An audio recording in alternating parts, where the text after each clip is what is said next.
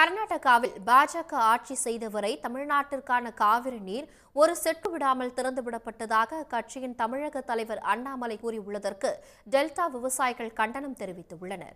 பொய்யான தகவலை கூறி அண்ணாமலை ஏமாற்றி வருவதாக விவசாயிகள் கடுமையாக சாடியுள்ளனர். விவசாய சங்க நண்பர்களுக்கு ஒரு வேண்டுகோள் நம்ம விடுக்கிறோம்.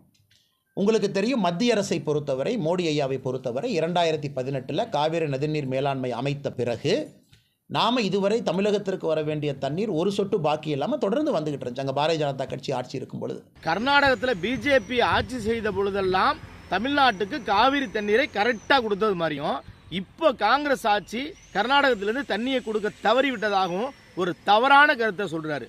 எந்த காலத்திலையுமே பாரதிய ஜனதா கட்சி ஆட்சியில் கர்நாடகத்திலையும் டெல்லியிலையும் ஒன்றியத்தில் இருக்கிறப்பையும் தண்ணியை கரெக்டாக கொடுத்ததே இல்லை. பாரதிய ஜனதா கட்சியினுடைய அண்ணாமலையை நான் வன்மையாக இன்னைக்கு நான் கண்டிக்கிறேன். அவர் சொல்ற இந்த கூற்றுகள் 100% பொய்யானது. அவர் யாரை திசை திருப்ப இப்படியெல்லாம் மாறி மாறி பேசுகிறார் என்று எனக்கு தெரியவில்லை.